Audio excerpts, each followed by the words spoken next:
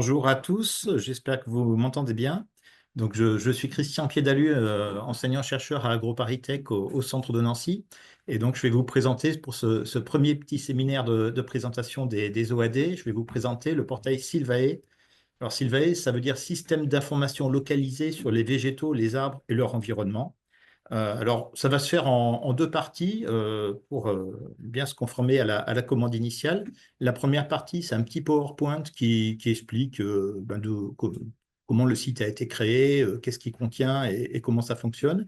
Et puis après, je vous ferai une petite démonstration. Alors, assez rapide parce que ça tombe très mal, le site est en maintenance, mais c'est pas grave, c'est juste une partie du site qui est en maintenance. Je vous montrerai quand même un certain nombre de choses. Donc, l'origine du projet, ça date il y a déjà un petit bout de temps. Et au départ, on avait un certain nombre de données, d'informations géographiques qu'on souhaitait partager et on avait beaucoup de demandes. Alors, ces données elles concernaient principalement des travaux de recherche qu'on fait ici sur l'écologie des espèces et leur vulnérabilité au changement climatique, avec une base cartographique de ces données, donc qui faisait que la donnée était assez facilement accessible.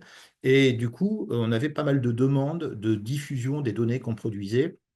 Et ça nous a incité à mettre ces données en libre accès, déjà pour nous économiser du temps de mise à disposition et pour ouvrir ces données à un panel plus large. Alors, ça, c'est l'origine du projet. Donc, c'est des couches d'informations géographiques décrivant le milieu, les espèces, plutôt à large échelle. Et puis ensuite, on a mis d'autres données spatialisées qu'on avait à disposition, et notamment des données de la base Ecoplante, je vais en reparler, c'est une base de données ponctuelle avec des relevés ponctuels, et puis des données du fonds documentaire du centre de documentation du centre de Nancy. Donc voilà, le point de départ du projet, c'était de mettre à disposition de l'information ayant une composante géographique à un plus grand nombre. Le but de ces données, c'est également d'avoir de l'aide à la décision, notamment pour le choix des essences. Donc c'est pour ça que ça rentre dans la catégorie des outils d'aide à la décision qui nous rassemblent aujourd'hui. Alors, il faut voir que Sylvae, c'est une petite partie des données dont on dispose qui est mise à disposition. C'est des données qui sont documentées, qui sont en libre consultation et qui sont également en téléchargement sur ce site web. Donc, si on regarde de plus près les trois composantes dont je viens de parler, le fonds documentaire forestier d'AgroParisTech, on a plus de 100 000 documents sur les écosystèmes forestiers qui sont accessibles sur le site Infodoc, dont un certain nombre, enfin un grand nombre sont numérisés et ont une référence spatiale. Ils sont localisés sur une emprise spécifique qui est connue, qui peut être connue en tout cas. Donc ça, c'était le premier jeu de données. Le deuxième jeu de données, c'est la base de données Ecoplante qui a été mise au point par mon collègue Jean-Claude Gégou avec des relevés phytoécologiques. Donc il y en a plus de 8000. Et dedans, il y a des informations à la fois sur les espèces qui sont présentes et sur les conditions écologiques. Il y a par exemple des données avec des analyses de sol qui ont été faites et qui sont majoritairement issues des catalogues ou des guides de stations forestières, les données d'exemples types qui ont été numérisées. Donc, il y a 200 champs qui décrivent ces données. Donc, c'est une grosse base de données. Et l'idée, c'était d'en mettre une petite partie à disposition. Et le troisième jeu de données, ce sont les couches SIG qui composent la base Digitalis. Donc, Digitalis, c'est une grosse base de données de couches, principalement raster, disponible sous système d'information géographique. Donc, il y a plus de 7 téraoctets d'informations. Et donc, ces données décrivent les principaux facteurs écologiques qui sont responsables de la distribution, de la dynamique des espèces, donc liées à la topographie, au climat ou au sol. Et puis, on aura des cartes prédictives qui décrivent l'écologie ou la vulnérabilité des espèces.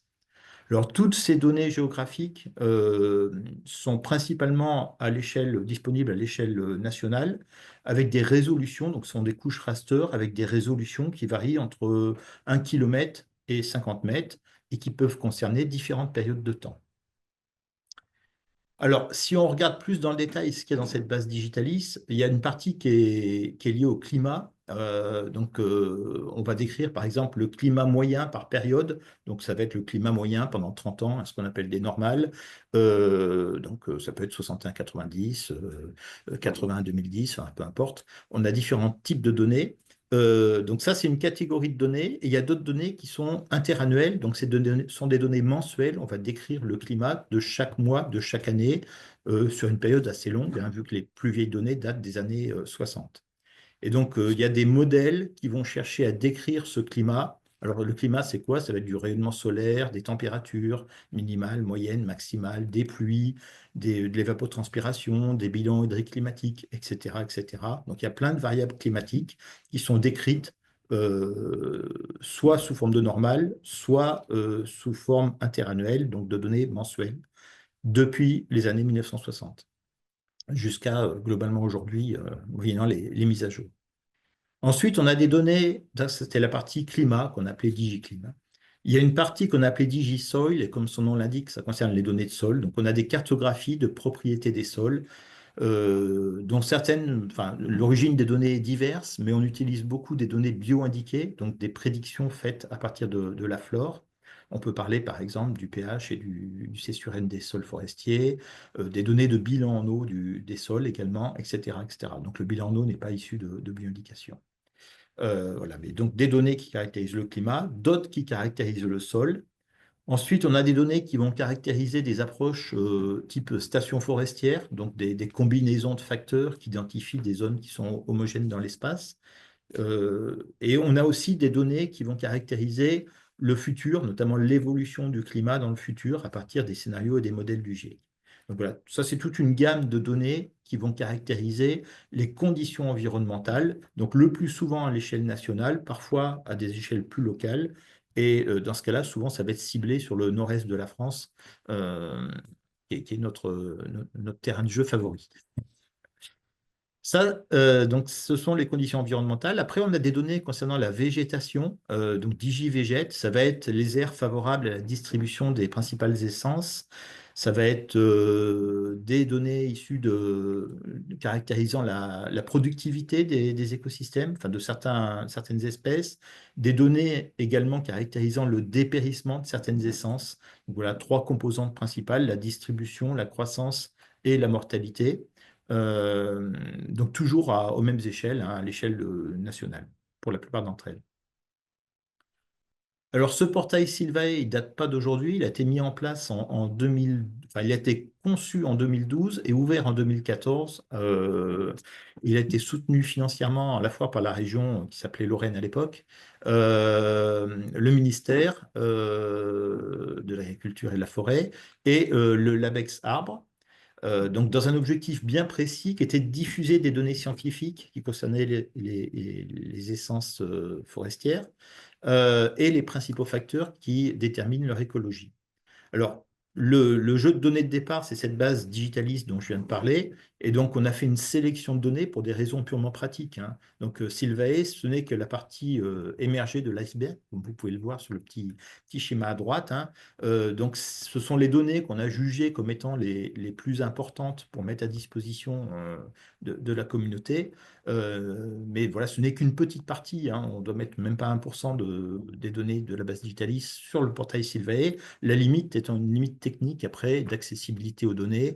Voilà, donc on est dans une dynamique d'effort pour essayer de mettre plus de données, mais on ne peut pas mettre 7 teraoctets de données sur Sylvae, donc on est obligé de faire une sélection. Mais ça veut dire également que d'autres données sont disponibles, il ne faut pas hésiter à nous les demander.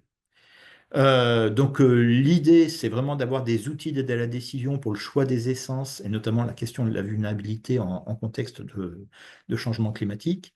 Donc c'est un site qui est dynamique, qui évolue au fil du temps et au fil notamment des nouvelles données qui sont calculées. Sachant que l'accès, le but c'est d'avoir un accès qui est facile à travers un portail sur le web et gratuit pour un large public. Donc, il y a à la fois des scientifiques, des gestionnaires, des étudiants. Il y a des particuliers également qui consultent de la donnée pour des usages parfois relativement inattendus, hein. Je me rappelle avoir des gens qui faisaient du parapente, qui avaient téléchargé des données de rayonnement solaire, parce que ça joue sur les flux. Voilà. Donc, il y a des fois des usages qui ne sont pas forcément attendus au départ. Sur ce portail Sylvae, il y a trois grandes composantes. Une partie description des données, une partie consultation et une partie téléchargement. Alors, je vais vous les décrire. Donc le but, c'est que chaque donnée qui est mise à disposition soit bien documentée. Et ça, c'est également une limite. Pour passer de la base de données Digitalis au portail Sylvae, il faut qu'on ait fait un travail de documentation propre de ces données-là. C'est une condition indispensable. Donc, chaque donnée a une fiche détaillée. Vous voyez un exemple ici à droite pour le rayonnement solaire, hein. Donc, on a une description générale de la donnée, d'où elle vient, comment elle a été faite, les limites d'utilisation. Donc, ça, c'est vraiment important. Qu'est-ce qu'on peut lui faire dire, qu'est-ce qu'on ne peut pas lui faire dire, comment elle a été validée. Vous avez des références bibliographiques. Donc, l'idée, c'est que toutes les données qui sont mises à disposition sous Sylvae aient été publiées d'une façon ou d'une autre. À minima, un rapport de stage, le plus souvent, et pour quasiment toutes les données, des publications scientifiques qui les décrivent en profondeur. Donc, vous avez accès à ces références et au téléchargement des articles concernés. Et puis ensuite, on a tout un jeu de métadonnées au format PDF, donc où là, on va avoir plein de détails techniques, hein. Donc, la fiche détaillée, c'est vraiment la présentation générale de la donnée. Les métadonnées, on va avoir des tas de données techniques concernant son emprise, son format, sa résolution, etc., le format des données, le système de projection, etc. Donc, on a actuellement 104 couches d'informations qui sont classées par grandes thématiques. Donc, on a une thématique qui décrit les données bibliographiques dont j'ai parlé, une autre thématique qui va décrire les données décoplantes. Donc, on aura 15 champs. Alors, les données décoplantes, c'est un peu particulier, ce sont des données ponctuelles. Et donc, on a 15 champs qui décrivent chacune des placettes sur lesquelles il y a eu des relevés. Et ensuite, on va avoir les données de la base Digitalis. Donc, c'est tout ce qu'on voit en dessous, là, avec des thématiques climat, évolution du climat, sol, station forestière, distribution des essences, mortalité des essences et croissance des essences. Et pour chacune de ces thématiques, vous voyez, on a un nombre de couches variables qui varient entre 2 couches pour les données de croissance jusqu'à 28 ou 33 couches pour les données de mortalité ou de distribution. Alors, si on examine plus en détail ces différentes thématiques, alors je vais passer assez rapidement parce que la mise à jour n'a pas été bien faite, mais voilà, c'est une donnée qui existe. Donc, ce sont des références bibliographiques qui ont été géoréférencées. Le but étant de se dire, voilà, si on travaille sur un site particulier, eh bien, quelles sont les études qui recouvrent ce site-là? Donc, on va faire une sélection d'un lieu et on va avoir un listing de toutes les études présentes sur ce site-là qui ont été géoréférencées. Alors, la limite, c'est qu'on n'a pas forcément tout géoréférencé, donc on a un nombre limité de données pour l'instant. Mais voilà, s'il y avait une demande forte, c'est des choses qu'on peut remettre à jour. Voilà, ça dépend aussi de la demande qu'on va avoir de la part du public. Et puis, on peut télécharger, à partir de cette approche-là, télécharger le lien sur le site Infodoc. Enfin, télécharger le PDF. Alors, je passe assez rapidement sur cette donnée-là. La deuxième donnée, ça va être les données de la base Ecoplante dont j'ai parlé tout à l'heure, hein. Alors, on a 4500 relevés ponctuels qui ont été mis en place, donc qui ont été sélectionnés parce qu'ils avaient une grande quantité de données. Et ils sont issus d'études qui ont déjà été publiées, donc notamment des catalogues de stations forestières. Alors, pour être dans la légalité, il y a un brouillage des coordonnées. Voilà, elles sont précises au kilomètre pour des raisons légales. Et derrière ce jeu de données, on va avoir accès à différents champs, différentes informations qui vont décrire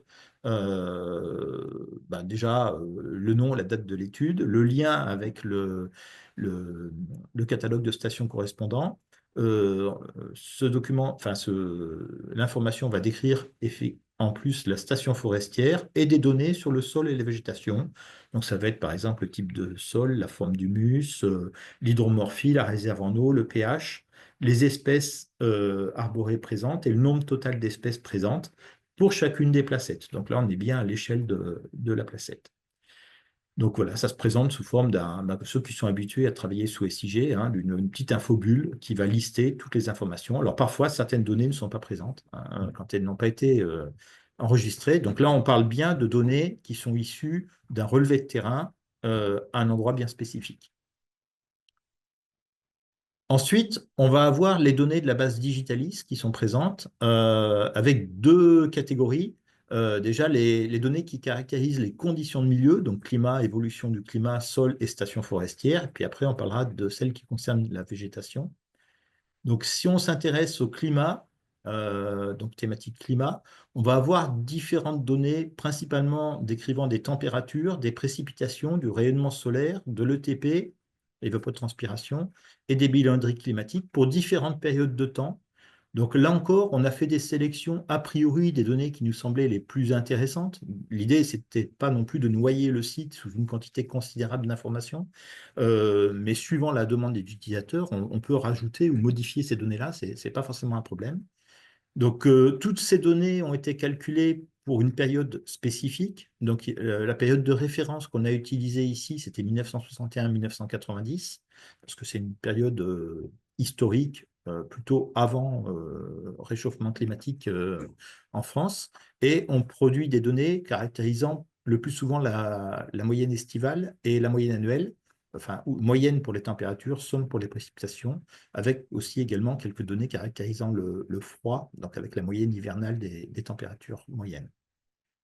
Donc, chacune de ces données est détaillée. Vous voyez à droite, on a accès à la documentation détaillée telle que je l'ai décrite précédemment.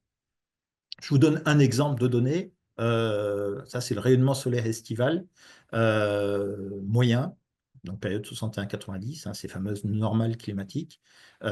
Donc, on peut appréhender à l'échelle de la France entière ou à l'échelle locale. Alors, les données sont soit au pas kilométrique, soit au pas de 50 mètres.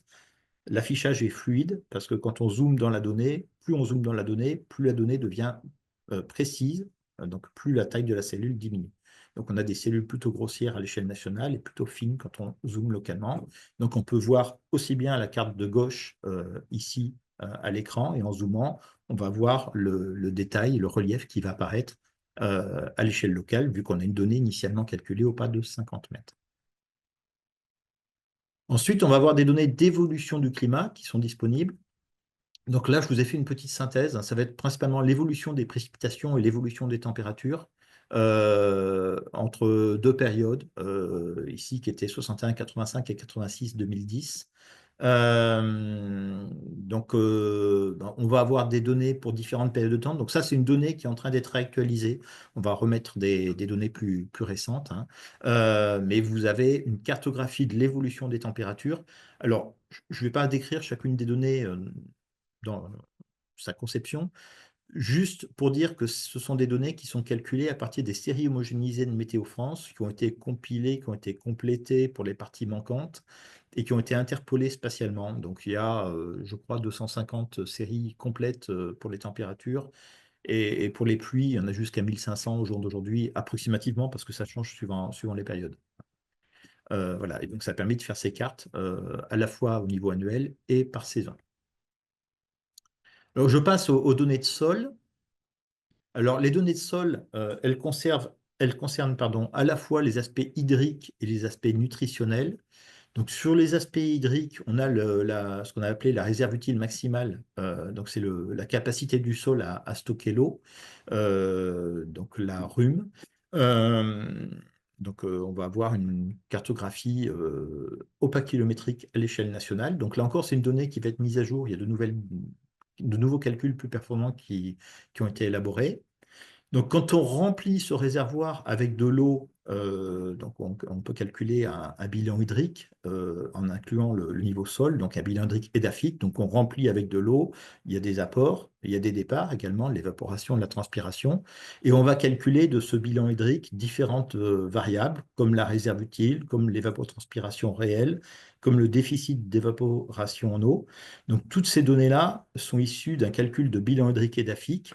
Donc, ça va être soit la quantité d'eau qu'il y a dans le sol, comme la réserve utile, soit la quantité d'eau qui est manquante dans le sol par rapport à une évaporation et une transpiration sans limite de disponibilité en eau. Donc, des indices d'eau du sol, mais aussi de stress hydrique, qui peuvent être calculés là sur différentes saisons également. Donc là, on a mis beaucoup de synthèse au pas de temps annuel.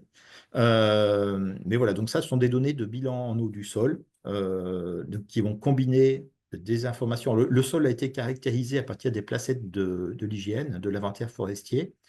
Une des limites de ces données, c'est que la profondeur de prospection est de 1 mètre maximum, pardon. Donc il y a des limites à ces données, mais elles permettent vraiment d'avoir un bilan qui inclut le compartiment sol, contrairement au bilan hydrique climatique qu'on a vu précédemment. Ça, c'est pour le volet hydrique. Après, on a un volet plutôt nutritionnel avec le pH du sol. Alors, on a le C sur N qui est prévu également comme donnée qui va être mise prochainement. Donc, ce sont des données, que ce soit pour les réserves utiles maximales ou pour les pH ou les C sur N, ce sont des données forestières qui sont issues de la base de l'inventaire forestier de l'hygiène. Donc, les pH sont issus, ou les C sur N sont issus de bioindications. D'accord? Donc la réserve utile maximale des sols, c'est un calcul à partir des données de l'inventaire sur la placette, mais les données de pH et de C sur N sont bio-indiquées et concernent les horizons de surface.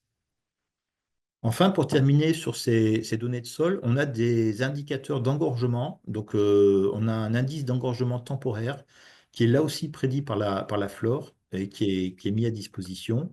Toutes ces cartes étant calculées à l'échelle nationale, plutôt pas kilométrique, mais on a des zooms sur le nord-est de la France avec des résolutions plus fines, au pas de 50 mètres, qu'il est prévu de mettre dans le serveur dans des prochaines évolutions. Voilà un exemple, hein, la réserve utile maximale des sols forestiers au pas kilométrique à l'échelle du territoire français, avec en rouge les zones où la réserve est faible et en bleu les zones où la réserve est forte. Donc je rappelle, hein, c'est bien la capacité du sol à stocker de l'eau ici, ce n'est pas la quantité d'eau réellement présente. Donc, on vient de voir le climat, l'évolution du climat et le sol. Après, donc ce sont des données plutôt thématiques, hein, et là, on a des données synthétiques. Donc, on va combiner différentes informations pour caractériser les stations forestières. Alors ça, c'est une carte qui avait été faite dans les années 2005-2008 de mémoire, où on a segmenté le territoire en fonction du bioclimat, de l'acidité, enfin du niveau d'acidité et du réservoir en eau. Donc, chaque pixel a un code qui va caractériser ces trois facteurs. Et donc, on va identifier des unités qui sont homogènes. Donc, on recrée une sorte de précartographie des stations à partir de données numériques. L'avantage de cette méthode-là étant de pouvoir faire des calculs sur de larges emprises assez facilement à partir de modèles. Voilà, donc avec différents niveaux de simplification. On voit sur la carte de gauche ici des stations simplifiées. En rouge, par exemple, les zones de grès vosgien acide, hein, c'est le massif vosgien qui est représenté ici. Donc les zones de grès vosgien acide, par exemple. Et puis en gris, ce sont les zones de crête avec un climat plutôt frais. Euh, et donc à droite, on a un zoom, vu qu'on a une donnée qui est à résolution de 50 mètres de côté. Et donc chaque pixel est caractérisé selon les trois gradients que j'ai évoqués. Voilà, donc ça c'était pour la partie facteur du milieu. Après, on va avoir toute une partie qui va décrire la végétation, donc distribution, mortalité, enfin croissance et mortalité.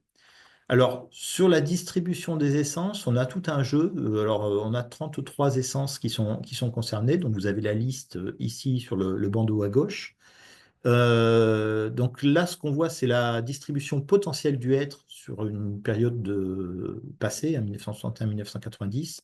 Donc, ce sont des modèles de distribution d'essence qui ont été faits à partir de données de présence ou d'absence observées sur les bases de l'inventaire forestier. Euh, donc, ces données représentent la capacité du milieu à accueillir ces essences dans un contexte de climat passé. 61-90, c'était avant que le climat soit réchauffé. Et donc, l'indicateur que vous avez ici, c'est une probabilité de présence. Plus la probabilité est forte, plus les conditions de milieu sont favorables à l'accueil de l'espèce. Et donc, on a des cartes opaquilométriques pour toutes les essences, toutes les 33 essences que j'ai citées ici. Alors, on peut également calculer des évolutions. Donc ça, c'est une donnée qui n'est pas encore dans Sylvey, mais qui va arriver bientôt, j'anticipe un petit peu, il va y avoir des mises à jour. Donc je vous ai parlé de la période de calibration de ces modèles de distribution, qui est une période passée, 61-90, mais on peut aussi recalculer ces modèles pour une période présente et regarder quelles sont les évolutions de probabilité de présence. Donc c'est ce que vous avez ici à la fois pour le sapin sur la partie gauche, euh, sur le massif vosgien, et sur la partie droite, c'est le chêne Cécile sur la France entière. On peut calculer ces évolutions de probabilité de présence soit entre une période passée et une période présente. C'est ce qu'on voit sur la partie gauche, hein. Ce sont des évolutions entre 61-90 et 2009-2019. Et donc, plus on a des zones qui sont rouges, plus les probabilités de présence diminuent. Ça veut dire que les conditions de milieu deviennent plus défavorables à l'essence, hein. Et donc, quand on est dans le jaune clair, bah, la baisse est plus faible. Sur la partie droite, on a la même chose, mais en se basant sur les conditions climatiques futures. Donc, ce sont des modèles ou des scénarios et des scénarios du GIEC qui sont utilisés. Donc, on peut faire ça avec bah, tous les modèles et tous les scénarios. Donc là, c'est un exemple pour le chêne Cécile pour une période 2041-2070. Donc, même principe, hein, plus on a une couleur rouge, plus on a une baisse de probabilité de présence.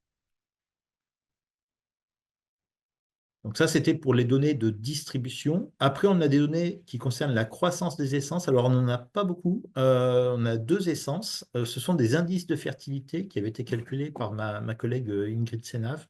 Donc, pour l'épicéa et pour le hêtre. Donc, l'épicéa, bien évidemment, ça va concerner les zones de montagne. Et le hêtre, le calcul concerne la zone totale de distribution de l'espèce à l'échelle nationale. Vous voyez ici un exemple. Alors, c'est un zoom à l'échelle locale là, sur la région de Saint-Dié-des-Vosges. Et donc, on va avoir une hauteur potentielle à un âge de référence. Donc, ici, c'est 100 ans, me semble-t-il, hein, pour chacune de ces deux essences. Donc, les zones en rouge, par exemple, sur la figure, ce sont des zones de plus faible fertilité, et les zones en vert, des zones de plus forte fertilité. Donc, on a la même chose pour le hêtre. Dernière thématique, la mortalité des essences. Donc là, on a 28 couches avec deux approches différentes. On a des cartes de vulnérabilité pour deux essences, le sapin et l'épicéa, mais uniquement dans le massif vosgien, hein. Ça fait partie de ces données pour lesquelles on a un focus sur une zone du nord-est de la France. Et puis après, on a des zones de surmortalité pour 26 autres essences. Alors, euh, la vulnérabilité, ce sont des modèles où on a essayé de prédire du fait du climat. Donc, il y a un niveau de mortalité qui est normal des essences. Et on a essayé de prédire une surmortalité, donc ce qui se produit en plus du fait soit de conditions stationnelles défavorables, soit d'évolution de climat défavorable. Et donc, on a une probabilité de dépérissement à peuplement égal. Ça ne prend pas en compte la variabilité des peuplements, mais pour un peuplement identique de sapins ou d'épicéas à l'échelle du territoire, les zones rouges seront plus vulnérables que les zones qui sont en jaune. Ça concerne la période actuelle, ce ne sont pas des simulations pour le futur, donc on a un état des lieux contemporain. Et donc, pour les 26 autres essences, c'est issu de la thèse d'Adrien Tacoen. C'est un petit peu le même principe, hein. Mais là, on va être à l'échelle nationale, à une résolution plus grossière, résolution kilométrique, et on aura des cartes de surmortalité climatique. Donc, on a évalué la part du climat dans la vulnérabilité des essences, et on a cartographié ça à l'échelle du territoire français. Voilà, donc j'en ai fini avec cette partie de présentation des différentes thématiques. Euh, donc maintenant, je vais me focaliser sur l'utilisation de l'outil. Donc l'idée, je l'ai évoqué, hein, c'est de publier des données à la fois qui sont documentées, mais aussi qui sont validées et dont les performances sont publiées. Donc normalement, pour chaque donnée présente dans le portail Sylvae, on va avoir un descriptif avec une validation qui va être faite le plus souvent avec un jeu de données indépendant qui permet d'évaluer les performances de la donnée qui est fournie. Alors attention, ces validations sont pas forcément valables à différentes échelles, hein. Souvent, c'est fait à l'échelle du jeu de données, si jamais on zoome sur une zone spécifique, parce que ces données, en fin de compte, ont été conçues pour être disponibles sur de larges emprises géographiques, mais on va pouvoir zoomer localement pour en faire une extraction. Donc, on a essayé de prendre en compte au maximum la variabilité topographique des conditions environnementales locales. Donc attention, les validations sont souvent réalisées à échelle globale. Le but, c'est donc que ce soit facile à utiliser. Donc, en termes pratiques, on va pouvoir avoir accès sur le portail Sylvé à des outils de navigation. Alors, c'est ça qui ne fonctionne pas en ce moment parce qu'il y a une mise à jour qui est importante qui est en cours, hein. Donc, ces outils de navigation permettent de consulter le site, de faire des sélections de données, d'interroger des données. Euh, et puis, donc, pour les gens qui sont un petit peu familiers, qui ont des outils SIG et qui sont familiers avec les couches de données raster, on va pouvoir télécharger les données. Donc, c'est le gros, je pense, de l'accès sur le site, hein. On a un site de téléchargement. On va pouvoir récupérer le jeu de données avec sa documentation et l'utiliser chez soi. Alors, cet outil, qu'est-ce qu'il permet de faire? Il permet de caractériser les conditions de milieu, on l'a vu, et également les aléas qui sont liés au changement de climat. Donc, le but, c'est aussi de passer outre les limites qu'on avait auparavant, où on décrivait des stations forestières sans prendre en compte le climat. Donc là, c'est d'essayer de donner des outils qui permettent d'avoir une vision plus dynamique, qui inclut l'évolution des conditions environnementales liées au changement de climat. Euh, ces données permettent également de caractériser l'écologie des espèces, donc par exemple les modèles de distribution, hein, et leur lien avec les conditions de milieu. Alors l'intérêt du portail, c'est que par exemple, si on prend un modèle de distribution d'une essence, on a les données qui caractérisent les conditions de milieu qui permettent de faire la prédiction de la distribution de l'espèce, hein. Les jeux de données sont compatibles. D'accord. On va pouvoir caractériser également, on l'a vu, donc les zones qui sont favorables aux essences en termes de distribution, de croissance ou de santé, et les aspects de vulnérabilité avec différentes méthodes. Alors, il y a deux méthodes principales qui sont utilisées, que j'ai évoquées tout à l'heure, hein. L'évolution des zones favorables à partir de modèles de distribution qui ont été calés pour différentes périodes de temps, hein. On l'a vu à travers l'exemple du sapin dans les Vosges, et aussi la vulnérabilité selon des modèles de l'état sanitaire, hein, les modèles de mortalité que j'ai montrés également, par exemple, dans les Vosges, ou les cartes de surmortalité de la thèse d'Adrien Tacwen. Donc, il y a deux approches différentes, avec deux types de données différentes. Une approche basée sur les modèles de distribution et qu'on fait évoluer dans le temps, et une approche qui est basée sur la modélisation de l'état sanitaire, notamment de la mortalité des essences. Ces deux approches permettant de façon complémentaire d'évaluer la vulnérabilité des essences. Et donc, ces outils permettent également de fournir des préconisations de gestion. Alors, en tout cas, c'est leur but. On en est au début.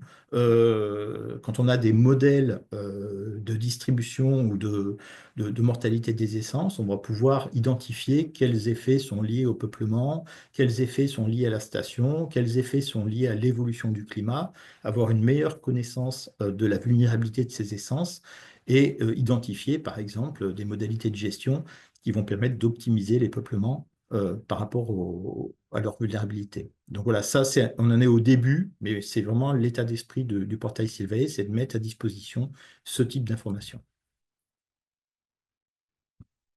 Alors, si on parle des limites et des complémentarités avec les outils existants, donc on a une base de connaissances qui est basée sur trois grandes approches. Une base plutôt stationnelle, hein, les conditions qui sont liées au sol, par exemple. Une base qui est liée à l'écologie des espèces et une base qui est liée à la vulnérabilité des espèces, hein, donc avec des outils, des couches de données qui correspondent à ces trois catégories. Il faut voir que chacune des approches et chacune des données fournies a des limites d'utilisation. Ces limites d'utilisation, on a cherché à les évaluer, on a fait un effort, hein, dans le portail pour essayer de vraiment les identifier et dans les articles qui les décrivent. Donc ça, c'est vraiment important de bien prendre connaissance de ce qu'on peut faire avec ces données, mais aussi de ce qu'on ne peut pas leur faire dire. Hein, si on compare certaines données, on va avoir des résultats qui ne concordent pas. Il y a des raisons, souvent méthodologiques, qui sont explicitées, j'espère, en tout cas dans les jeux de données fournis, dans la documentation des jeux de données fournis. Sachant que ces limites, elles peuvent être parfois importantes. Ces différentes approches stationnelles, écologie des essences, vulnérabilité des essences, elles peuvent être croisées et couplées pour évaluer le choix des essences. On va pouvoir voir si les conditions de milieu sont plutôt favorables avec les données cartographiques pour avoir une vision à large emprise, hein. Ça ne remplace pas la donnée de terrain, bien évidemment. On va pouvoir voir, par exemple, quelle est l'évolution du climat sur un site donné. On va pouvoir identifier les limites écologiques des espèces, voir quelle est leur vulnérabilité avec les différentes approches qu'on a évoquées, hein, basées sur l'évolution de distribution ou l'état de santé des essences. Et ensuite, on pourra faire une synthèse de ces différentes informations pour en déduire, par exemple, des recommandations en termes de choix des essences ou de vulnérabilité des essences présentes. Tout ce travail doit être fait en complément, bien évidemment. Donc, c'est un travail qui est basé sur des couches d'informations géographiques qui sont des modèles, qui ont des incertitudes à tous les niveaux, méthodologiques au niveau des jeux de données. Et donc, cette évaluation doit être couplée à une évaluation de terrain. Donc, c'est vraiment une approche globale, hein, qu'on pourra avoir avec les données du portail Sylvae, mais aussi avec les données qui sont présentes sur le terrain. Sachant qu'en termes de limites, on a une complexité à simuler les évolutions dans le futur. Donc, il y a des incertitudes qui sont beaucoup plus fortes. Plus on s'éloigne du temps présent, plus il y a des incertitudes qui sont fortes. Donc, par exemple, sur les modèles de mortalité, il n'y a pas de simulation pour l'instant qui sont faites dans le futur parce que les incertitudes qui leur seraient liées seraient vraiment importantes. Donc, on va peut-être essayer de passer outre ces limites un jour. Mais voilà, il faut étudier ça sérieusement. Donc, voilà, c'est compliqué d'avoir des évaluations qui aient du sens pour les périodes futures. Donc, vous en trouverez relativement peu dans le portail Sylvae. Euh, alors, mon écran est un petit peu tronqué, j'arrive plus à lire ce que j'ai marqué en bas, mais c'est pas grave. Il y a des familles d'OAD, hein, et donc dans les outils que je vous ai présentés, il y a d'autres OAD qui nous concernent, qui font partie des mêmes familles.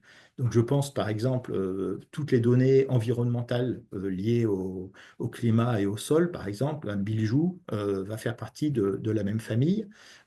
Sur les approches qui sont basées sur la distribution des essences, ben, par exemple, Climessence va faire partie de ces mêmes approches. Alors, ce n'est pas les mêmes outils, ce n'est pas les mêmes méthodes, ce n'est pas les mêmes bases de données, mais c'est le même type d'approche. On va chercher à cerner l'emprise écologique des essences. Et donc les modèles de mortalité, de surmortalité climatique là, que j'ai présenté tout à l'heure, BioClimSol fait partie de cette approche-là. Donc là, on retrouve d'autres outils. Donc c'est pareil, hein, les jeux de données sont différents. Enfin, il y a énormément de différences entre ces différents outils, mais on peut les regrouper dans des grandes familles. Alors, en termes d'accessibilité, donc il y a un site web qui est facile à trouver. On tape Sylvae sous Google, on tombe dessus directement. C'est une des premières références qui sort. Donc je l'ai dit, hein, Sylvae, c'est la partie émergée de l'iceberg. Donc la base de fond, c'est la base Digitalis. On va mettre à disposition d'autres données Digitalis à terme, mais elles sont déjà disponibles sur demande. Donc s'il y a des données qui potentiellement pourraient vous intéresser complémentaires, il ne faut pas hésiter à m'envoyer un mail, à demander on a ou on n'a pas. Donc, en termes de formation, il n'y a pas de formation spécifique à ces données, mais il y a de l'auto-formation du fait qu'on fournit un maximum de bibliographie pour que les personnes puissent se documenter sur les données qu'elles vont utiliser. Après, là encore, il ne faut pas hésiter à nous contacter s'il y a des choses qui ne sont pas claires ou s'il y a un besoin de précision complémentaire. On répond des fois avec un petit peu de délai, mais on répond aux demandes. Alors, Sylvain, c'est un portail qui est vivant. Alors, je l'ai dit, il a été conçu en 2012, opérationnel en 2014. Il y a déjà eu quelques mises à jour qui ont été faites. Il y a d'autres évolutions qui sont prévues. Alors, le gros changement qui est en cours, et là, c'est un changement assez majeur, c'est une mise à jour du serveur, ce qui fait que tout n'est pas opérationnel au jour d'aujourd'hui, hein. On peut accéder aux données en téléchargement, mais on ne peut pas accéder au module de visualisation. Il y a des nouvelles données qui vont être mises à disposition, donc des données climatiques au pas de temps mensuel, des données de sol également qui vont être ajoutées comme le C sur N, d'autres modèles de distribution des essences, etc., des cartes concernant la naturalité. Donc l'idée, c'est vraiment de mettre à disposition des données cartographiques qui existent. Il y a des données déjà existantes qui ont été améliorées dans différents travaux scientifiques, donc qui seront mises à jour. Donc ces mises à jour sont documentées. Et puis, il y a également l'idée de mettre à disposition des cartes à plus fine résolution spatiale pas sur la France entière, parce qu'on ne les a pas toujours pour des questions de calcul de données, mais notamment sur le nord-est de la France, on a des données plus finement calculées. Et l'idée, c'est de les mettre à disposition à terme. La limite étant l'accessibilité du site web. S'il y a trop de données, ça risque de devenir confus. Donc voilà, il faut qu'on trouve un compromis entre quantité de données, les besoins des utilisateurs et la facilité de visualisation et d'accès à ces données. Donc tout ça a conduit également à un versionnement des bases de données. Donc voilà, parce qu'il y a des mises à jour. Donc ne pas hésiter à consulter le site régulièrement et à vérifier qu'on ait bien la dernière version, sachant que tout évolue régulièrement au regard des études scientifiques qui sont en cours. Pour finir, en termes de diffusion, donc la diffusion, elle est vraiment très large. On a beaucoup de demandes, à la fois de données de la base Digitalis et de téléchargement sur Sylvae. Ça concerne des chercheurs, des étudiants, des gestionnaires du grand public. On avait fait un inventaire en 2015, alors ça date un petit peu, hein, mais on avait à peu près 300 visites par mois et on peut estimer à peu près à plus de 300 couches diffusées par an. Euh, Sachant qu'on a des demandes hors Sylvae, hein, donc environ 10 à 15 demandes, donc plutôt des données digitalistes qui sont complémentaires, hein. Et ce sont des données qui peuvent être très volumineuses. Par exemple, quand on s'intéresse au climat, à l'évolution interannuelle du climat, donc différentes variables au pas de temps mensuel depuis les années 60, le jeu complet de données, c'est 10 000 couches raster. Donc ça peut vite être des quantités importantes de données qui sont diffusées et auprès de différents partenaires. Donc, les partenaires qui utilisent les données, j'en ai cité quelques-uns ici, hein, par exemple l'IGN, l'ONF, certaines de nos données sont dans Zoom 50, par exemple, qu'on verra plus tard. Dans BioClimSol aussi, je crois qu'il y a des données de rayonnement solaire qui viennent de chez nous. Il y a des coopératives, des bureaux d'études, Forestis, par exemple, des conservatoires, l'OFB, des DREAL, des parcs nationaux, des parcs régionaux, etc., des chercheurs de différents organismes. Voilà, la diffusion est vraiment très très large, avec des demandes assez récurrentes. Euh, Sachant que quand les gens nous contactent directement, parce que les données ne sont pas disponibles sous Sylvae, on a des retours. Quand les téléchargements se font sur Sylvae directement, souvent on n'a pas une grande visibilité de qui utilise les données pour faire quoi. Ne pas hésiter à nous faire des retours d'expérience, surtout s'il y a des soucis dans les données. On est toujours intéressé pour savoir ce qui va pas et ce qu'on peut améliorer. Donc le but, c'est vraiment d'adapter les jeux de données qu'on diffuse à la demande des utilisateurs. Alors, en termes de moyens humains, je travaille sur le calcul des données avec tout un tas de stagiaires, de postdocs, de thésards ou de collègues. La maintenance du site est faite par une ingénieure d'études, Célia Bresson, donc qui est fonctionnaire, hein, donc qui est là sur une longue période. Donc, on n'a pas de problème de viabilité du site, pardon, à long terme. Ce qu'il faut gérer après, c'est l'augmentation des jeux de données en téléchargement et en mise à disposition. Donc ça crée des contraintes techniques, des contraintes organisationnelles, sachant qu'il y a aussi des questions de mise à jour technique des outils qui demandent des compétences en termes de personnel. Donc là, l'ingénieur d'études a fait un stage de formation à la maintenance des serveurs et la mise à jour des serveurs il y a peu de temps. Donc le financement du site, il est interne à AgroParisTech. Donc il y a des apports qui sont liés à des financements pour les études scientifiques pour créer les données, mais le financement qui permet la maintenance du site, c'est AgroParisTech. Sachant qu'il y a des projets de coopération aussi avec la géoplateforme de l'IGN. On doit avoir un rendez-vous d'ici peu pour discuter avec des interactions possibles entre Sylvae et les autres outils. Voilà, alors j'en ai fini avec cette partie de présentation. Euh, Qu'est-ce que j'ai pas dit? J'ai dit l'essentiel. Euh, donc juste pour conclure, donc, il y a quand même pas mal de données qui sont mises à disposition sous Sylvae. L'objectif, c'est d'en mettre encore plus. Attention aux limites d'usage de toutes ces données-là, bien se documenter, bien se renseigner, ne pas hésiter à nous contacter. Il n'y a pas d'outil de la décision miracle. On conseille plutôt de combiner les approches, d'avoir un besoin d'expertise pour déterminer notamment les choix des essences en fonction de toutes les données qui sont disponibles. Et puis, bah, ces données, on les crée, on les met à disposition pour la communauté. Donc, voilà, on est toujours preneur de retours d'expérience. Donc, savoir ce que vous en faites, si ça marche pas, s'il y a des problèmes. Ça nous permet, nous aussi, de s'adapter par rapport à vos besoins et de rajouter des données, d'en modifier certaines en fonction de vos retours. Donc, on est toujours preneur. Voilà, alors j'en ai fini avec cette partie un peu théorique. Et donc, je propose de passer quelques minutes sur la visualisation du site, bien qu'il soit en maintenance. Donc, je suppose qu'on discute après, Lucie. Oui, oui, pas de souci. Non, c'est comme tu veux. Donc voilà, juste ben, pour vous montrer, là, vous voyez bien mon écran? Je suis passé sur le portail normalement. Oui, c'est bon, on voit bien l'écran. Super. Donc voilà, si vous tapez Sylvae sous Google ou autre moteur de recherche, vous tombez rapidement sur ce portail, hein. Donc comme c'est indiqué, voilà, la visualisation des cartes est indisponible depuis quelques temps. On espère que ça va être résolu bientôt. Mais voilà, il y a une mise à jour majeure du serveur qui est en cours. Donc, vous avez une première page qui est une page de présentation de ce qu'est Sylvae avec des accès aux différents menus. Donc, il y a principalement trois accès qui sont importants.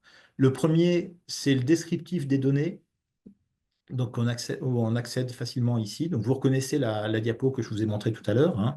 Donc, par exemple, si je clique sur distribution des essences forestières, là, je vais avoir accès à la liste des essences pour lesquelles on a de l'information et je vais pouvoir accéder à de la documentation. Alors là, il y a une seule fiche de documentation parce que la méthode est la même pour toutes les essences, mais chaque donnée a sa propre fiche, chaque donnée qui est différente.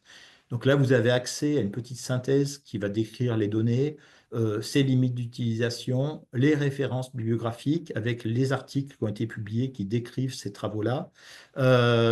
Donc normalement, vous avez accès au site, pardon, aux articles en téléchargement également, hein. Donc non, tous les liens doivent fonctionner. Et puis après, vous avez accès à des fiches de métadonnées qui sont plus détaillées. Donc voilà un exemple. Bon, je ne vais pas passer en revue, hein, mais vous retrouvez de façon plus approfondie des informations aux normes en vigueur sur l'origine de la donnée, ses performances, sa description. Vous avez des informations sur les systèmes de projection, l'emprise, les mises à jour, etc., etc., pour chacune des données présentes. Ensuite, vous allez avoir accès alors, au module de visualisation qui est indisponible aujourd'hui. Donc, c'est le même principe, hein. On accède à ces différentes petites thématiques. Et puis après, ben, je vous montre quand même, mais ça ne va pas marcher. Si je reprends distribution des essences, j'ai accès, donc j'accepte les conditions d'utilisation et j'ai accès à un portail avec des outils classiques qu'on retrouve sous des SIG. On peut zoomer, dézoomer. Et normalement, j'ai accès à différentes couches qui décrivent la thématique en question, hein. Donc là, j'ai cliqué sur la thématique modèle de distribution des essences, par exemple. Donc normalement, je devrais voir les différentes couches et je vais pouvoir zoomer, dézoomer, interroger les couches à volonté. Voilà, ça c'est la partie qui ne fonctionne pas aujourd'hui. Donc si je reviens ici, je vais pouvoir accéder à la troisième partie, un descriptif des données, accès visuel aux cartes, mais la partie la plus importante, d'après moi, c'est bien celle-ci, l'accès à l'espace de téléchargement. Et ça fonctionne. Donc, si je clique là, je vais pouvoir accéder aux différentes couches des différentes thématiques. Donc, par exemple, la thématique climat, vous les retrouvez, hein, évolution du climat, sol, donc toutes celles que j'ai décrites tout à l'heure. Là, vous avez accès aux différentes couches et vous allez pouvoir les télécharger sous forme d'un fichier ZIP. Donc, vous allez avoir accès à la couche et à la documentation de cette couche. Voilà. Donc, ça, ce sont les principaux outils qu'on va avoir sous Sylvae. Il y a une petite aide Et puis, lorsqu'on accède aux outils de visualisation des données, on va avoir accès à des outils qui permettent les différents outils. On va pouvoir importer des couches. Voilà, il y a des petits outils. C'est un petit SIG simplifié, si vous voulez, de visualisation. On va pouvoir extraire des données sur un site particulier. Enfin, voilà, il y a quelques petits outils de découpe qui existent. Voilà, donc je suis désolé de ne pas pouvoir vous montrer les cartes en accès dynamique, hein, mais bon, voilà, comme je le disais, le, l'accès en téléchargement des données est disponible et donc il est prévu, comme je le disais tout à l'heure, à moyen terme, hein, même à court terme. Donc l'idée là, c'est vraiment de faire cette mise à jour du serveur qui nous bloque aujourd'hui dans son usage. Et par la suite, là, on va remettre un certain nombre de couches d'informations. Donc je pense qu'il va y avoir une trentaine, peut-être 20-30 nouvelles couches qui vont être mises à disposition sur le serveur. Voilà, j'en ai fini avec cette petite présentation.